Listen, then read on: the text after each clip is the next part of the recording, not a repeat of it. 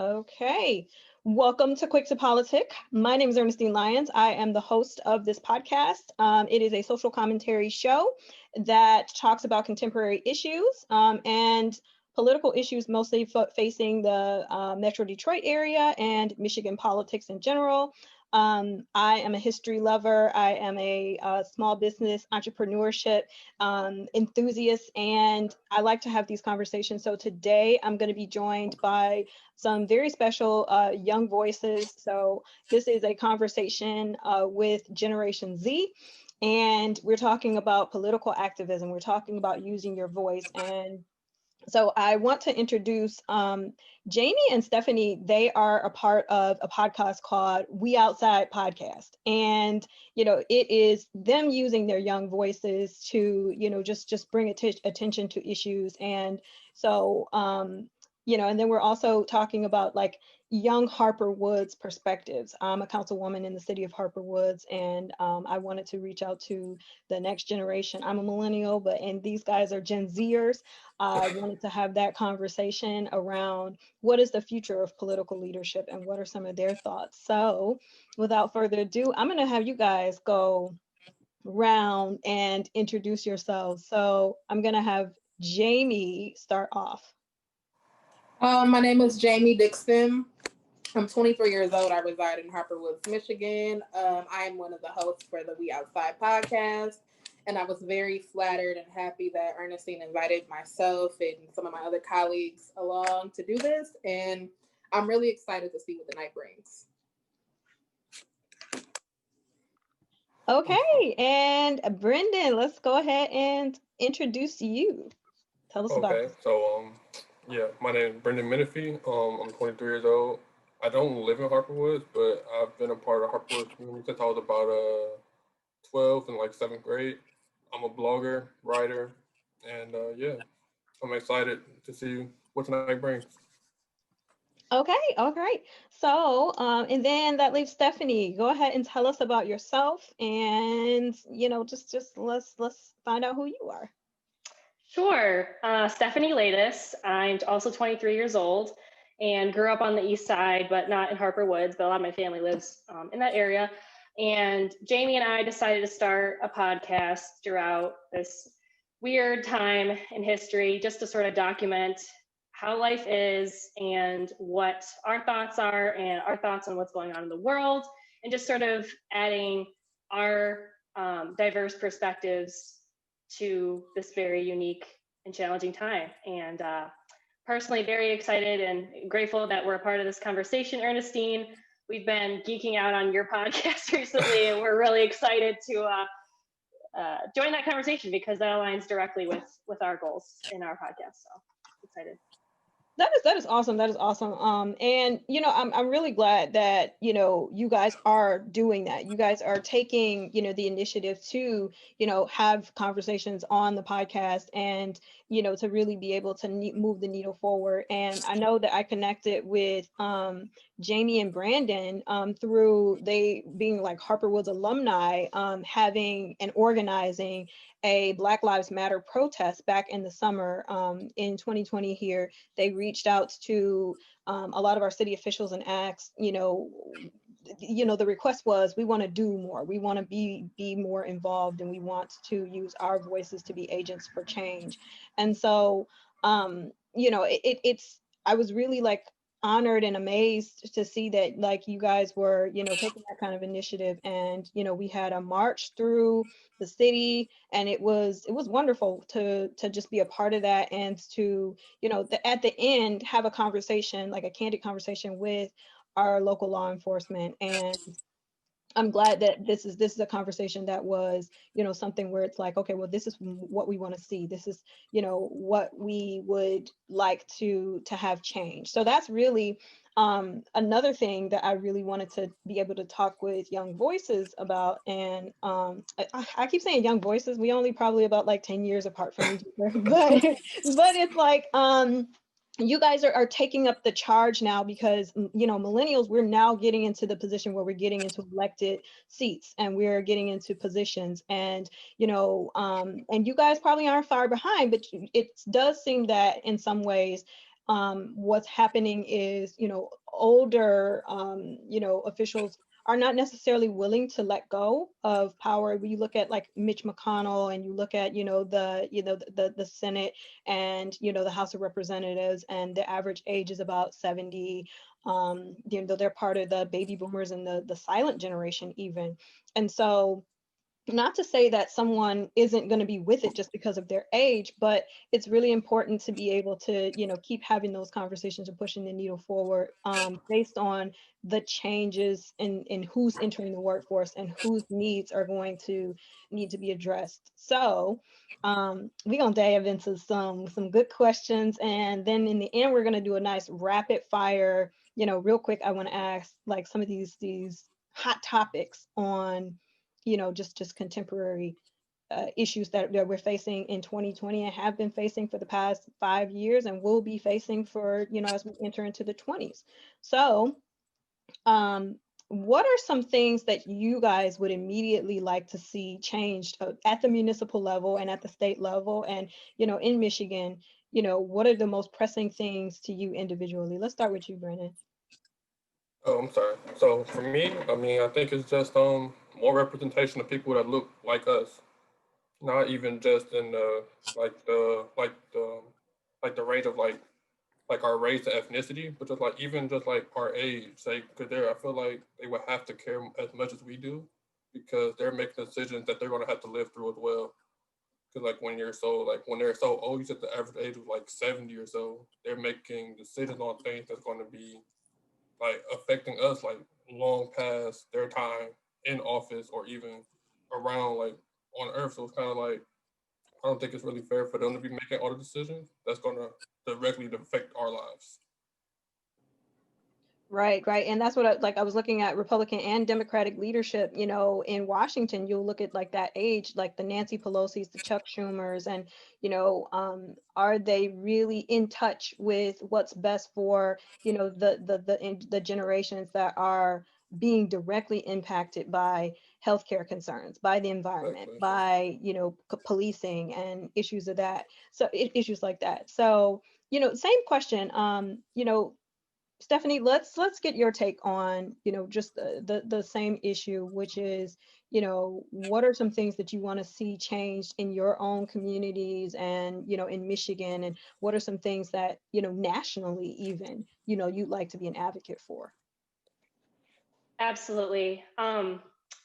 Representation, again, like Brenden mentioned, is huge because these people who technically are elite and do not have very much in common with us in even just the Metro Detroit area, they can't possibly represent us. They have no idea what it's like to walk in our shoes every single day and take the bus. They don't do that. They don't stand in line at Walmart or Western Market or Eastern Market. They don't contribute to society in the same way we do. Not to say that their perspectives don't matter, absolutely not. But I wish there were more. I wish it was possible for people like us to have more say. And it's great to see people like AOC, who at least has a few things in common with us in some ways, making their way through grassroots campaigns into Congress, and of course notable tables in that way too. But I think an important thing we need to pay attention to is education. I mean, that's sort of like the ticket to get a seat at any of these tables is education, and the fact that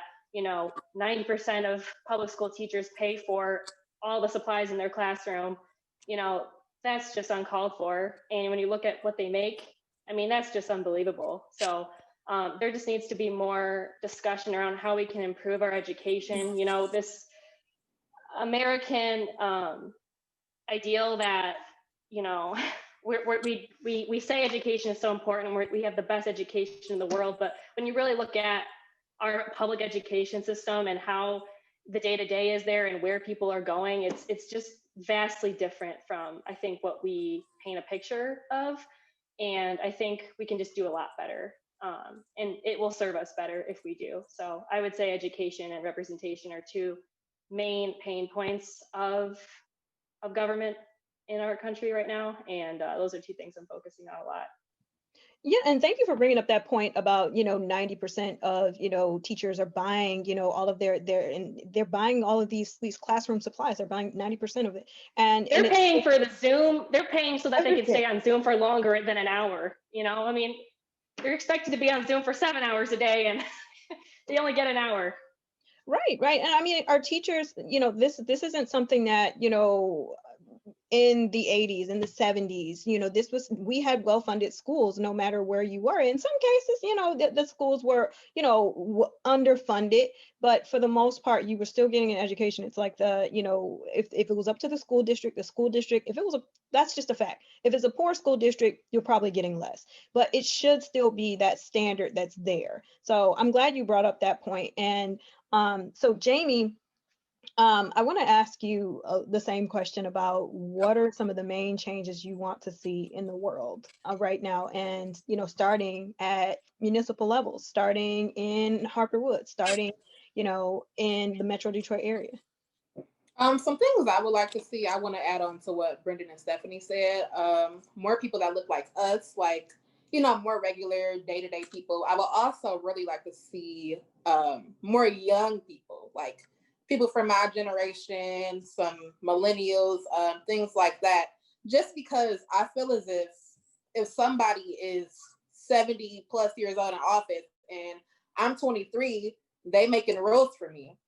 And, like, I just don't think that that's fair. As Stephanie said, not saying that their opinions don't matter, because I'm not saying that at all, but I just think that we need some fresh blood in there to get things flowing. Thank you for that. And that's a really good point. I mean, it's not to say that some ages won't do things better, but I think you guys all hit on the point of like representation and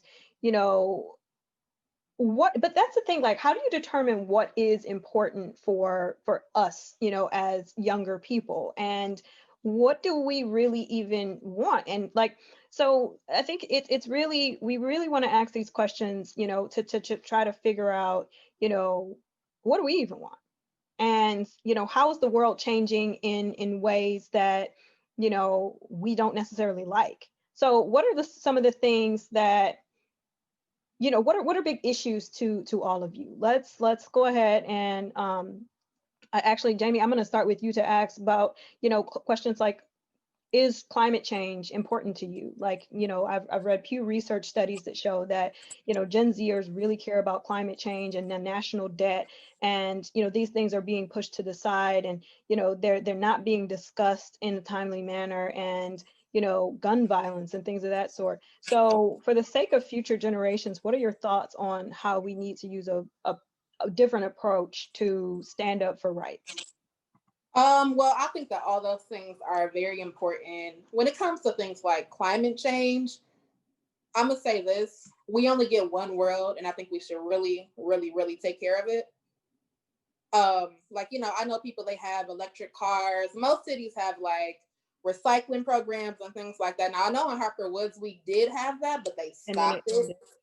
Mm-hmm. And I'm not sure, what was the reasoning and stuff behind that, but it was something where, like, most communities, and this is nationwide, this is happening where like emerging markets and developing economies, like the formerly the third world, would take American recyclables, and we weren't necessarily being educated on what should go in the trash, what should go in recycling bins, and so we were doing it wrong, and these recycling products were not actually going to recycling centers because of the lack of education of like where it needs to go. And so the city opted to not pay for the service because we were finding out that, no matter what, the garbage was all going to the same place, whether it was recyclables or not.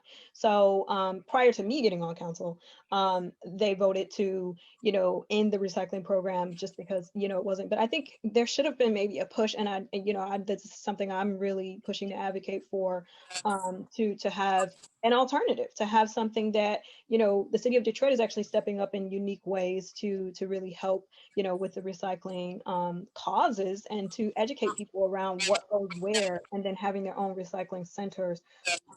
So that's kind of the story about like what happened here, and a lot of other cities in Michigan have actually ended and nationwide have ended recycling programs because they're just not taking our garbage because we're doing it wrong.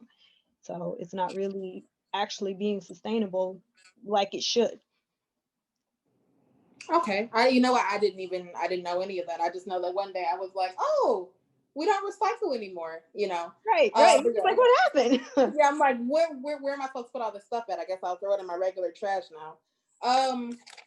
But yeah, like I said, we only get one world, and I think that we need to take care of it. I'm sorry, could you repeat the rest of the question? No, it was more about, the issues that, have been pushed to the side for a very long time, like climate change, like the national debt.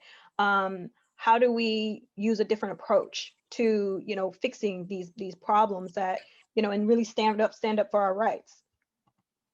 Well, I think to do that, the main thing that we need to do is start using our voices. I think people need to be heard to get these type of issues resolved.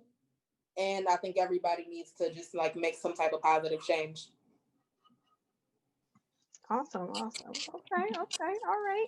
So, Brenden, let's hear your take on, how important is climate change and national debt, and what are some issues do you feel that have been pushed to the side in our national agenda, in our local agenda, in our Michigan agenda for too long, and what do you think we need to do to stand up for, actually having these issues brought to the forefront of people's, thoughts every day?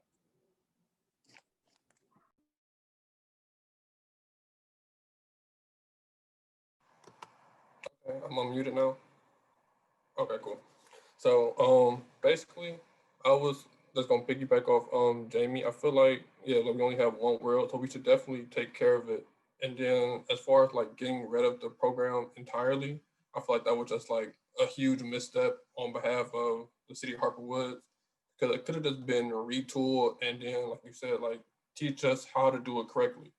I feel like that's a lot of the stuff that's like a lot of issues that we have is just not being told to us or explained to us thoroughly enough for us to be able to help out with whatever issue we have going on. Especially like, well, me personally, I don't really, I don't really, I don't want to say I don't care about the national debt, but at the same time, it's like I feel like we have more pressing issues within our own like home as opposed to like worrying about who we owe. I feel like if we work on the stuff here, like as far as like better paying jobs and livable wages for like people in general, and then with taxes and all that kind of stuff, we'd be able to help not pay it off, but make a bigger like just move forward as far as like paying it off and stuff like that.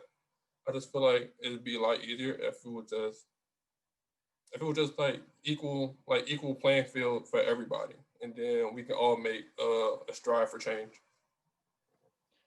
You know what? I think you're right. You hit it right there on the head when you said, it's more the most pressing issue to the bottom line, the most pressing issue that to like what's going to immediately affect you right now in the here and now. And Yeah, you're saying if you're not necessarily getting informed about things, then you'll just kind of tune out. And I think that's most people with just the way that things are run in politics as it's just too lack of much of the transparency. right. It's a lack of transparency, and so I think it's more us stepping up because elected officials, we do have to do a job of like kind of almost ad nauseum, making sure you're getting the information. I know our county commissioner for District 1 and that's Harper Woods and a couple of other cities. I feel like he's always giving information. He's always everywhere. He's always like inundating you with information, and that's kind of the mark of a good civil servant. It's somebody who is, hey, you know about this, hey, you need to know about this, hey, there's this Right. thing, there's this town hall, there's this workshop, and educate yourself. And not everybody is going to participate or take part in that, but to know that it's there, because what are your tax dollars going to if Exactly. you have things, you have initiatives, you have programs, but nobody's getting educated on it? So, I think that right there is really telling. And I love that, you called it out. You called out the fact that like, I'm going to tune out if it's something that's like not directly impacting me. So, yeah, thank you all so much for answering that question. And, you know, Stephanie, I asked you about like climate change and national debt and like your perspective on like our approach to standing up for rights. And if not, just feel free to chime in, because I think I want to make sure that we're nice and like conversational, and you guys can all Yeah, chime in. All right. Mm-hmm.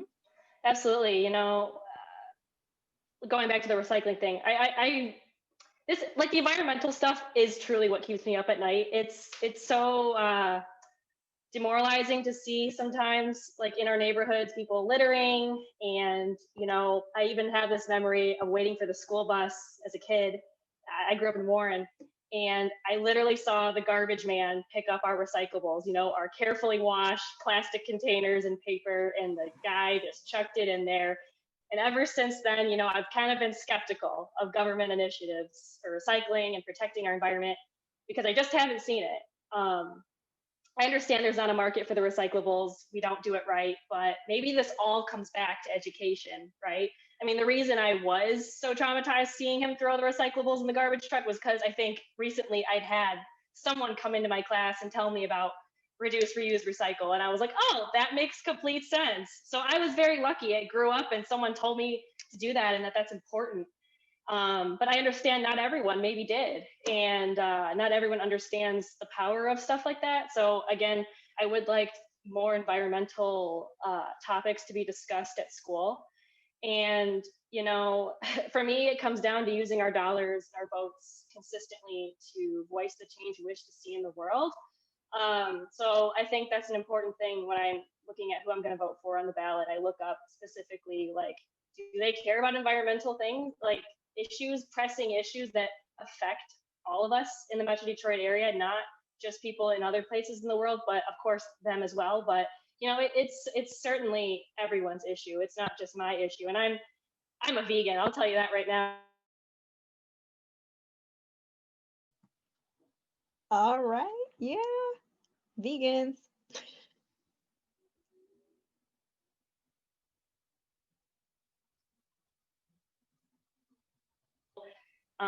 Need to get that education to understand, because I learned, what I do and what I buy literally affects people in other areas of the world directly, and their access to fresh food and water. And that's important. If they're not winning, we're not winning either, because we depend on everyone in this world for something. And that's a whole different podcast. But sorry, what, Brenden? I think no, that's the fact though. I feel like everybody like depends on one another. I feel like we should all just be like funnel like our hopes and stuff like that, as opposed to just like going out for like government officials and hoping that they'll come in do the right thing. I feel like instead of putting all of our trust in them, I feel like we should trust in each other more so than the people that we really don't like. We don't know, like the people that we can't relate to, the people that's not catching the bus or going to Easter market and stuff like that.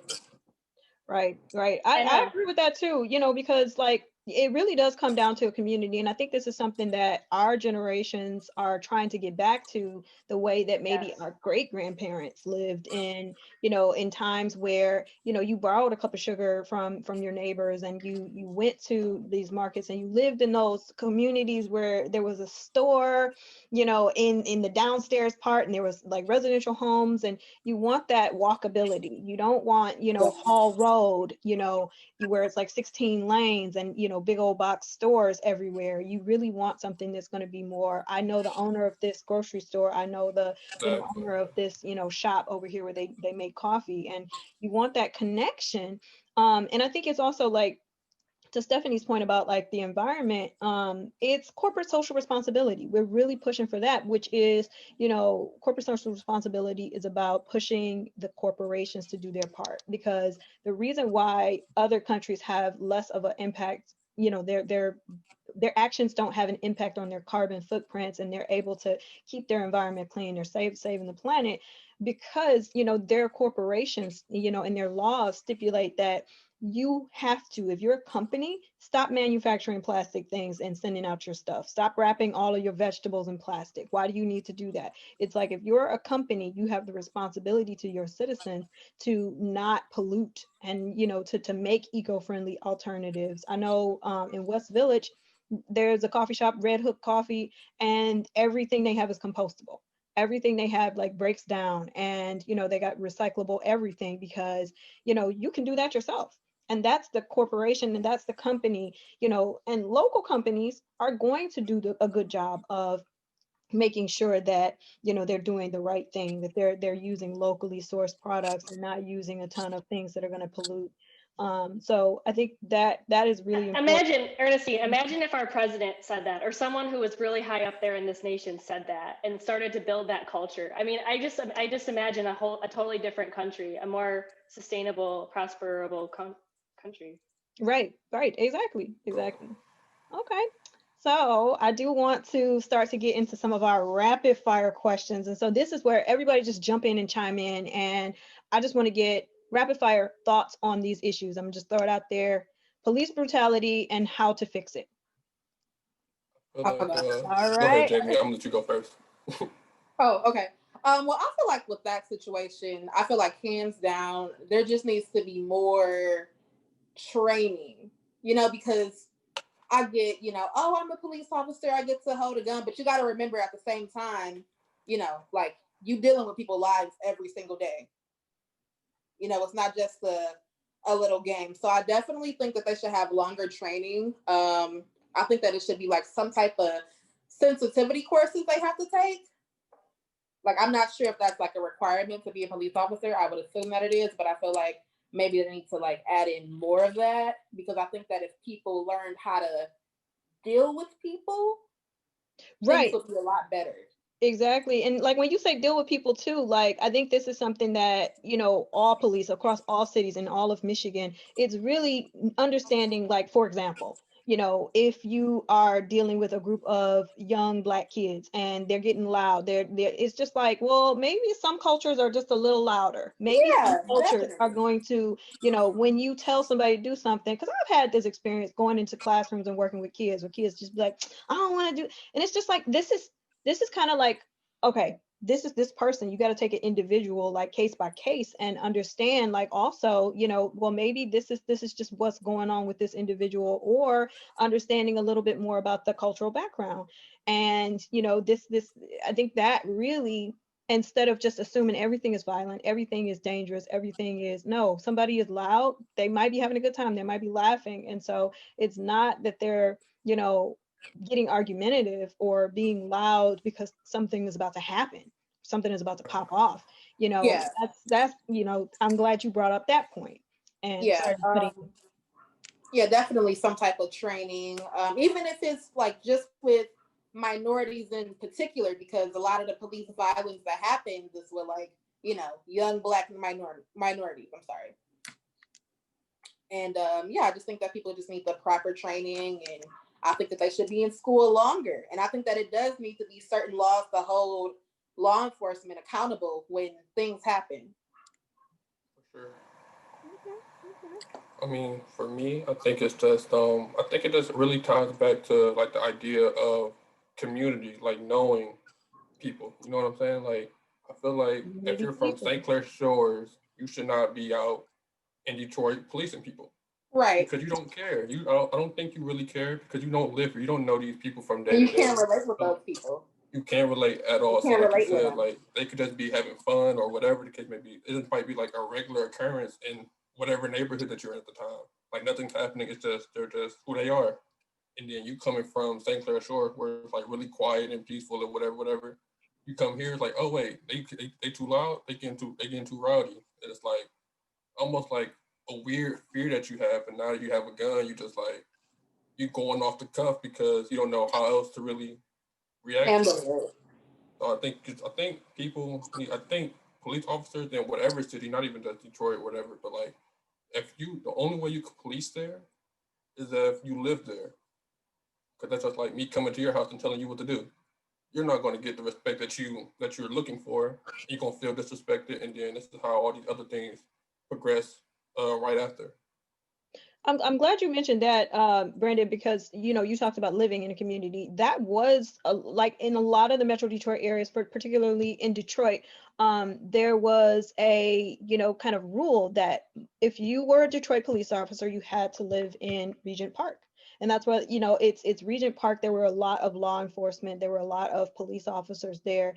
And, they had these really nice houses on, the Kelly Road side of, Detroit.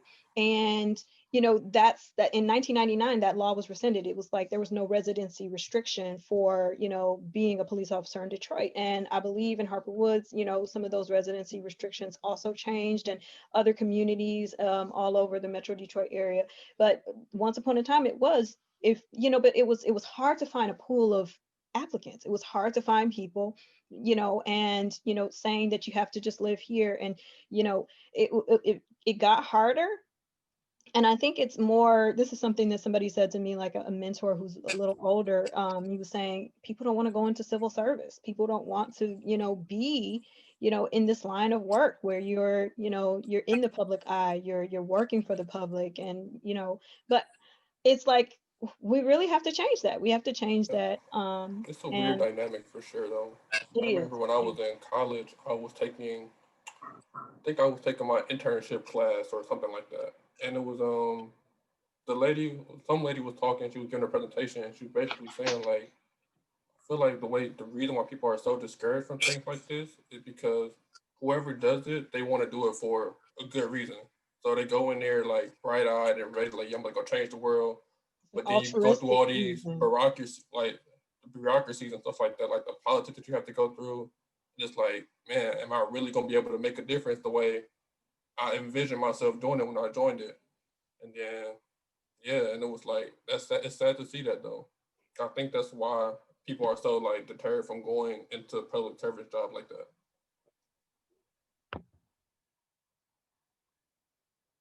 Oh, yeah. Sorry, you're cutting out on me. Or maybe you're on mute, but. Oh, I was on mute that one time. So all of us all of the viewers out there and listeners, I have been cutting in and out. So hopefully you can hear me, and hopefully that doesn't translate out there in cyberspace. But thoughts on police brutality and how to fix it? God, there's so many issues with it. The weapons has got to decrease. I mean, there's a direct correlation to that, and more violence and more problems and more distrust. I really would like to see our communities become more aligned, like Brenden brought up. I mean, that's going to bring a lot more trust, and I feel like peace in our communities. But just like how I would like to see less weapons with the police, I would like to see more controls on everybody having access to guns. Of course, not cutting it off, but there's just got to be more controls in place. And this is to keep people safe, everybody, no matter who you are and what you're doing. It's to keep everyone safe, because the goal is to have peace and less violence in our communities, not more. And we're finding that the more guns that there are, the more violence there is.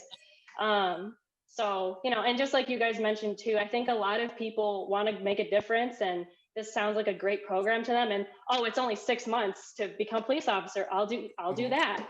And that's fine. If you're not good at school, or you don't want to go to college, and this is like, there's incentives. I mean, all of that is great, but I think these programs need to be longer term too, maybe, and be more stringent. This is not 21 Jump Street. I think movies like that, like, I'm surprised you even, you're talking about the movies. I'm thinking the TV show, but I'm like, I'm talking about Channing Tatum. Oh, okay, yep, the movie. Yep. That's what I think of. And, it's great that it's accessible, but it needs to be taken seriously, just like the way I want teachers and education taken more seriously. Another key component of our societies is police. And I don't want to live in a society where I fear the police. I mean, anytime I see a police officer anywhere, like driving near me, my heart just goes crazy. And I seize up. Yeah.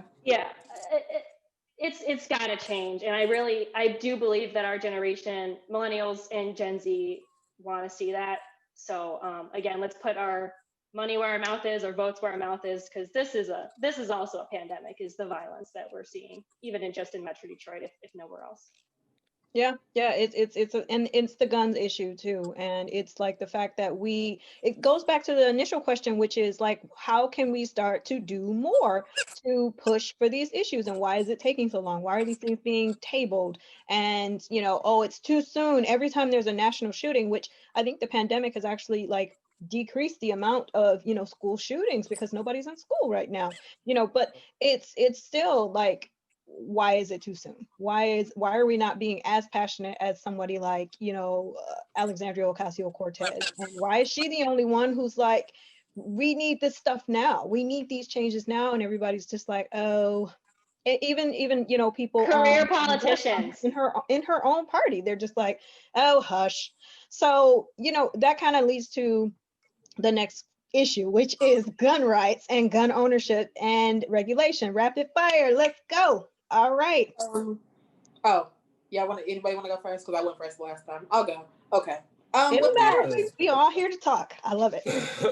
Okay, so as far as gun rights and gun violence and things like that, personally, I feel like there should be some type of psychological evaluation before you purchase a gun. It's no way I should just be able to be like, all right, I want to go buy a shotgun. I think I'm gonna go to Dunham's. I think I'm gonna go to Dunham's. No, seriously, like I think I'm gonna go to Dunham's. Like, it's too easy. You're right. It's too much access. I'm not really sure what the carrying age is. I think it's 21. I don't know, because there was a 17-year-old who, when there were protests happening this summer, he literally was just like, I got me a gun and it's mine and I own it and I'm gonna go shoot the state. Yeah, like it's state by state. Man, yeah, it is crazy. I just don't think that people should have access to guns and weapons the way that they do. And like I said, I think that a big way to solve that problem, like with the whole gun brutality thing, is like, I think people should really get a psychological evaluation beforehand, and they should not have such easy access. Like, it needs to be a process. I feel like it really needs to be a process. Like, I don't want to go and take a week class and get my, what is it called? My CCW license. Like, that's insane. It's ridiculous. And I think that it needs to be some type of things put in order to just stop that whole thing. Because, like I said, guns are way too accessible. Way too accessible. That's a fact. Right. And you did talk about the accessibility real quick, and then Brenden, I'm gonna have you jump right in. I feel like it takes longer to get a passport than it does to get those licenses and getting actual guns. So, but Brenden, I think in certain countries, I think that they don't even carry guns in certain countries. I think they just have guns, like no, you can't as an individual own guns. I know that Australia had a ban on assault rifles, and in the UK there are no guns. People do carry knives, and knives are a big issue with law enforcement. I was actually on a conference call with a lot of they call them counselors, which is like city council people in London. And they were talking about just like knives, and that's the concern. But there are no guns, so you don't have to worry about being shot, not even by police. Right. Their law enforcement officials don't even carry guns. So that's interesting. All right, Brenden, you were about to say. Oh no, I was just gonna say basically I really think I agree with this whole psychological testing and all that kind of stuff. I feel like people should have the right to carry a gun for protection for sure. But I feel like no regular person walking this earth needs more than a pistol. I feel like there's no real reason for you to have an AR just in the closet. Because what are you gonna do? Like, what's the situation where that's necessary? I just can't think of one. So I feel like it's just like the really high powered military grade weapons is like insane. We regular people or even cops, I don't feel like they should have access to anything like that. I feel like that should be only for war, but the war is a whole other thing. But it should only be done for stuff like high combat kind of things, situations like that. Like civilians shouldn't be able to have access to anything like that. Right. And I do have to say that we were live and we still are live, but for some reason there was a slight restriction on who could see it. So I really have to apologize for, everybody who was on. And we do have somebody who's joining us named Jessica. Oh. Okay. All right. Hello, Jessica. Thank you for joining us. All right. So we're going to actually extend that topic to Jessica, and then we're going to do the rapid fire And just a recap for any of you who are out there watching live, who missed it. This is like a rapid fire round, where we're talking about like, what are some policy issues that, what are your thoughts on them? What do you want to see change? And, what's the solution to that? So we just left off, we heard from Jamiee and Brenden, and Stephanie, you kind of touched on that because we led into this topic, talking about guns. So any other thoughts that you think that, we talked about restrictions and a longer waiting period, and we talked about, making sure that just guns are not just so plentiful, people talk about, in other countries, they have no need to shoot each other because maybe they're more homogenous. And it's like, that has nothing to do with it, really. And, it has everything to do with the fact that, it's too, there are too few restrictions. It's too just easy for you to go and be mentally unstable and to walk into Dunham's and really just access things. I blame our archaic policy, and I also blame career politicians for not taking this seriously. Again, I can't think of anyone who doesn't live in a mansion who's on Congress right now or in the White House right now. And there just needs to be more voices heard from other areas who have serious problems with these things. And, I work at a bank, and every single year we do a review on every single client, and we make sure that they're using the funds we're giving them appropriately. They're not giving it to, AML and, antitrust. They're not giving it to terrorist organizations. They're not using it to fund prisons, for-profit prisons or guns. We don't lend to companies that do that. And I want to see more of that from a government perspective. I think if you have a gun license, again, just like they said, I would like to see psychological analyses done on every single person who's requesting a gun and a license to carry. And, I think every year or something, very much more consistently than we are now, checking to make sure that registered guns are not being used inappropriately, not being used for violence and crimes. And everyone who has a gun, is adept to having something like that. I think more controls, more consistency around those controls could be really effective in this country, because it's one of our it's part of our culture here that you have the right to protect yourself. I'm not saying we need to change our culture in that sense, but we do need to change our culture around who and why they're carrying these things, because we don't need to lose any more people. I mean, that's just wrong. Right. Especially after a pandemic, I think it should be a long, hard, introspective look inwards and say, what is really important? Is it really important to have this Second Amendment, like right to bear arms, when you really think about it, in the pioneer days and, when this country was founded, you would want to have a well-regulated militia. You would want to there was no police then, so yeah, right, that makes sense. right. So and then also you were bears and all kinds of other things, like just nature. You're out and you're by yourself, so you needed to have just your own guns, and we don't live like that anymore. So therefore, why do we still need to have that? People took away the what was it? Oh my gosh. I'm forgetting the order, but it was illegal to drink in this country. It was illegal to consume alcohol, and people were like, that doesn't make sense. Let's reevaluate. So we've had periods in this country where we have reevaluated laws that don't make sense, because you had a whole entire industry that was built on bootlegging alcohol, that was built on just doing something illegal. And now you have illegal arms trafficking, you have people who are committing crimes, you have all kinds of things that are happening because of an archaic law. So therefore, it's like people in the 1930s reevaluated this, and they were just like, let's get rid of prohibition. So this is a question though about that. Well, particularly to me, I'm not sure. I know you said it. I'm not sure if Stephanie said it or not, but as far as like reevaluating the Second Amendment, like I want to agree, like in theory, right. but I'm having a really hard time doing that, especially in light of like current, situations, stuff like that. If we take away guns in general, if we take away guns, it had to be from everybody. Right. Like, it couldn't just police be included. because they can't have. Because I feel like that just sounds unrealistic. It Right. may seem taboo what I'm about to say, but I mean it is what it is. I feel like they're doing too much shooting of unarmed Black people. It's just too much. And then They are, but they're never going to take their guns away.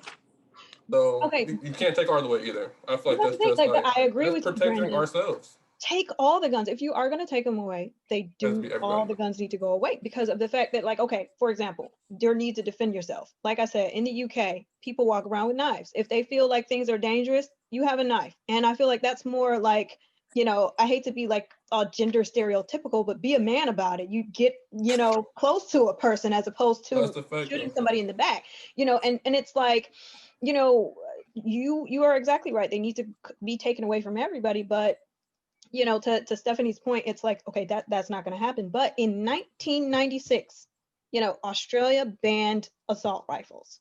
Everybody. No, police officers are not going to have assault rifles. Nobody's going to have assault rifles. You know, what is the need for them? And that is recent. That is in, you know, my lifetime. So if it happened there, it can happen here. And, you know, I think the same goes with like a lot of issues. It's like, it happens, and then this is the law. People just get used to it. I don't know. I think that we have such a different culture, but I know I would hope for that too. But in the short term, right? We need a give and take. I agree, but you know, people. That's true. That is true. People want people for sure. Okay. Oh, I love this. This is such a good, robust discussion. So now let's shift gears, because we got like 10 minutes left. I can't hear. Oh no. One more time, Ernestine. Run it back. No sound. Can you hear me? Yeah, no sound. Oh, okay. I couldn't read that. Okay, can you hear me now? Yeah. Good. Okay, perfect. Sorry to all of you viewers. We have been having issues with the sound, but okay, the next rapid fire question, we're going to, because we got 10 minutes left. Barriers to employment, why do they exist? What are your answers? Go. Man. And what are the solutions? Education, training, prioritizing that. Thankfully, I'm seeing companies start to prioritize that since we can't depend on our education system. Companies are starting to invest in that and create their own training programs because they need the human capital. So I'm proud to see that. It seems to be a great solution, but I think to be more accessible and more inclusive, I do feel our public schools and our communities can do a really good job in knowledge sharing and training each other. That's a path to success, if you ask me. Are you done, Steph? I think that some barriers of employment are lack of education and criminal records, because a lot of time as a felon, you cannot go out and apply for your dream job, you know, just because you got this long record behind you. Right. So yeah, I feel like some ways to get around that. I think that more companies could probably be like a little bit more lenient with certain things, because, you know, just because somebody doesn't have a college degree, like, it doesn't mean that they're not smart and not capable of doing the job. Okay, Jamiee, actually, since you did bring up that issue, I'm gonna push you on this one. All right, solve this one. How do we get rid of this prison industrial complex so that, you know, these convicted felons and, you know, people who end up in the criminal justice system, who end up, you know, due to mandatory minimums or, you know, crazy strict laws on little things, end up in this system that then takes away so many of your rights even after you serve your time. So you have returning citizens who aren't able to, you know, regain society the way that they need to, you know, after serving time. How do we fix that? Well, I do believe that really does need to be changed. Maybe it could be some type of laws put in place, like to possibly protect felons and stuff. So when they come out, you know, they're not just back at square one, because if you think about it, if somebody go to jail for 20, 30 plus years, you know, that's the only environment that they know. When they come out here and they can't get a normal job, so they go back to the life they was living before and they go right back to prison. Yeah, I think. I definitely think that it probably needs to be some type of policies in place to, you know, protect people that are like that, because they're humans. They have the right to jobs too, I think. That's the fact. They need it. Yes. They definitely need it because it's like I mean, even though they did what they did, they served their debt to society, as the saying goes. So it's like holding on to that, it's just like holding a grudge for too long. Like, all right, we supposed to have made up when I did this 15 years, like, we supposed to be good. And I'm like, all right, I do what I have to do. Now let me reintegrate myself back into society so I can be productive and won't have to go back to the life I was already leading. But at the same, I think it's really just a lot of the things in this country, like a lot of the questions that was asked today, I feel like it just all really just goes down to like our country is ran like a business. It's like everything is about a Right. bottom line. Right. But like, yeah, although how bad and like crude it sounds for people to go back and forth to jail, like career, not I want to call them career criminal because that makes it seem like a bad connotation. But like people that go back and forth, people only see not people like us, but like the people like the shareholders stuff like that for like for-profit prisons. They only see dollar signs going back and forth. They don't really see like, oh, this is a person's life that we're like playing with, that's hanging in the balance right here. They just see like the money coming in and out. He come in, he make the stuff that we do, we sell it, and then that's it. They don't really look at it as like person to person type of thing, or everything is like a business transaction. Right. And so you saying like get back to the human element. And I'm glad you talked about, just that whole like prison as a, corporate entity where you're these people who are coming in here are just cogs in, a machine that's turning a profit for this. A lot of prisons are actually run like corporations, and, they are owned as opposed to being like owned locally by, a county, by um, a city, an entity or something. They do have these, big stakes owners. And so I think that's something that, you didn't have that in the 1970s and the 60s and the 50s. You didn't have these exponential numbers of people who are entering into this system. And, you didn't have people who were, messed up for life once they went into prison. They went into prison for really heinous crimes. And, or into jail, for things. And then, they were able to integrate back into society. And, so I think it's just fundamentally different now. You've got harsher restrictions, and you've got, more higher rates of recidivism. So, returning citizens really don't stand a chance. So, It's a huge missed opportunity because these people crave to reintegrate and to have some sense of normalcy, like a job. And, I was very lucky. I worked at a staffing agency for a little while, and I did place felons in jobs. And, that was really rewarding because these are people that came out of a truly unfair and blatantly racist system. And, if you can place them into a job, that can totally change not only one person, but a family, a community.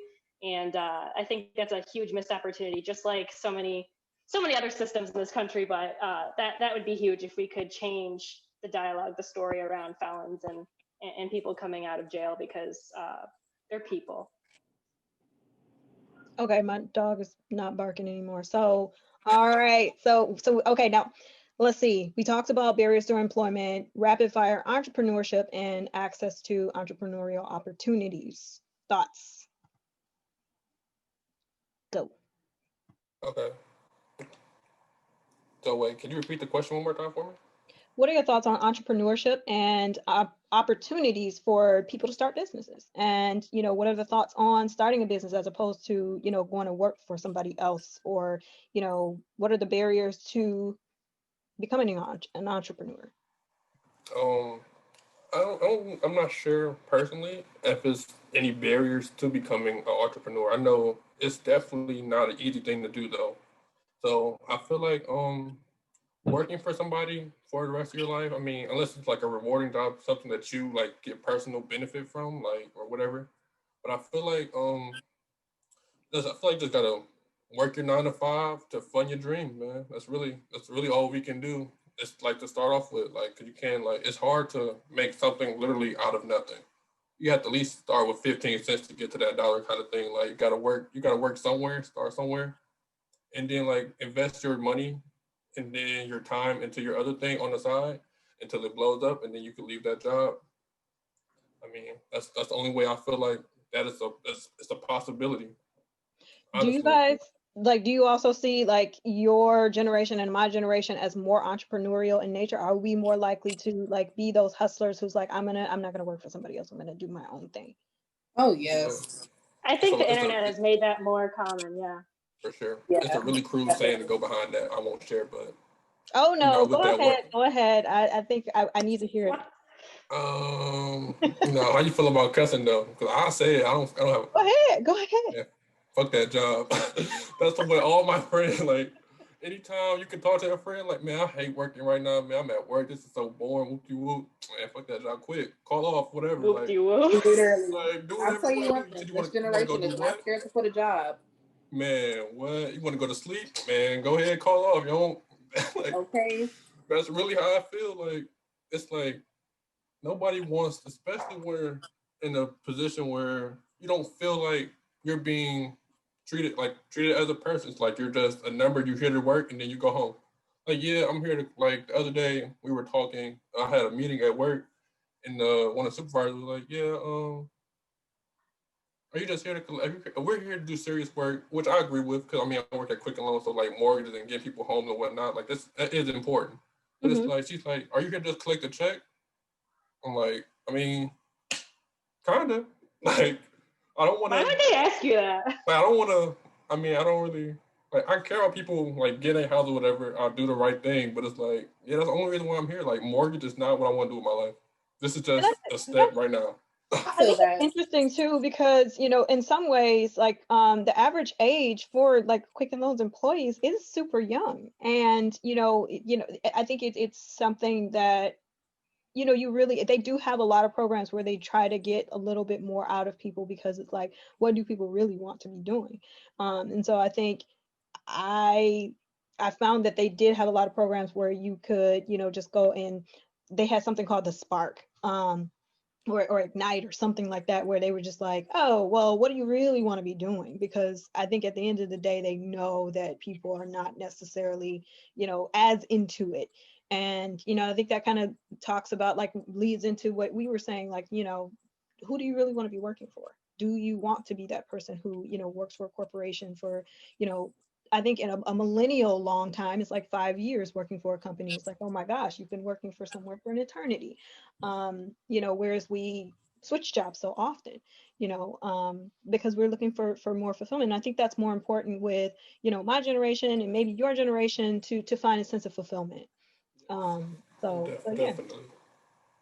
Self-sustainability and all, like, everything that goes with the whole entrepreneurial mindset. Just want to be productive, and then like you want to help people, but you want to do it like on your own terms and how you want to do it, as opposed to just following like a strict like checklist. You just go do. You have to do all. You have to do these set things all the time. Right. Okay. Any more thoughts on entrepreneurship? Well, me personally, I'm not an entrepreneur, so like I don't really know any barriers to entrepreneurship. But I guess I should have phrased the question a little bit more like what entrepreneurship seems to be more of something that like younger people want to delve into as opposed to like the traditional route. So I think that's really what the crux of the question is. Oh, are you saying like why do they want to do that? Yes. Okay. Well, first of all, because as Brenden stated earlier, I don't. Hey, go ahead, let it out. Well, when he said fuck that job, like you really gotta think about it. Like a lot of people they working for places making $13, $14 an hour. Like that's not really shit for real. Like this, especially if you want to move out and like start your life and everything. I feel like the average Generation Generation X. Z. No. Z. Born after 1997, that means you're Generation Z. And I probably should have clarified that for the audience. Millennial is from 1981 to 1997. So anything 1997 and onwards is Gen Z. Oh, we Yeah. millennials, Okay, well, I'm March 97. So does that make me Gen Z. millennial? Because I feel like a millennial. Sorry, Jamiee. Oh wow. But no, like like I said, like nobody wants to work for somebody forever, like and make pennies. So it's just like like I got this idea. Ooh, like why don't I try to take out a loan and fund my dream? Because like I said, like it's literally, you cannot live off of today's wages unless you have like a really, really, really, really good job. And I'm pretty sure it's nobody that's 22, 23 coming out of college, you know, getting a job that pays $100,000 a year. Quick and long, sometimes like some of these folks I've known. They get cheese, but not me. Right. Hey, look, I still owe $30K in student loans, and it's tough. It's tough. Yeah, I think you're both right about the living wage. The living wage is really important. And I think that's something that, you know, it kind of gets right into our last question, which is, you know, student debt and making a living wage. Thoughts, rapid fire. Get rid of it. Not to say that teachers don't deserve to get paid, but you got to get rid of it, or at least lower it, because especially like I feel like my debt is fairly cheap because I had like grants and like scholarships and some stuff, but like everybody doesn't have access to that, and then even people that go to more expensive schools than I went to. So it's like if you go to school and you come out with like $80,000 in debt, you're not about to get a job that you're going to even make $80,000 that like right out of college. Even with that degree, you need to get experience, 3 years of experience, trying to get experience. Like, so I just feel like it's really expensive to go to school, and then like the immediate return that you put in for that 4 years is like extremely hard work. It's like it's not rewarded as much as they want, especially they want that money back. Right. You need experience to get experience. And like, where's the experience on your resume that shows that you have the experience, you know, to go with this expensive degree? Right. Okay. I feel like some programs do a really good job of sort of like vacuuming in students early in, and you know, making sure you have to have an internship once you're done with school, and you know, that's great. But other areas of study don't do that, and that makes it really hard for certain subjects, certain programs to get employed. Because I know in healthcare, I don't know how people do it with healthcare, because you're almost guaranteed like 6 figures in debt, and no one's going to pay you for an internship or a clinical. And not at all. You're not getting paid for nothing. You have to volunteer like 2,000 hours to get into your undergrad program, and right. You can't work because it's extremely competitive. I mean, it's so broken. And you know, you need support from your family to live at home and stuff. And not everyone can do that. And I mean, I feel grateful I went into finance, because thankfully, like all the jobs you can get in finance know, like, oh, these people want a job, so we're going to employ them. We'll pay them less than we pay like a full-time person out of college, but we'll employ them and we'll get them obsessed with our culture and what we do here, and then they'll come work here. And guess what? It works. And, you know, people can jump around, and it's very efficient. And I would love to see more of that in other areas. Of course, it takes a little bit of entrepreneurial mindset from students, but, you know, it works if you give people opportunities.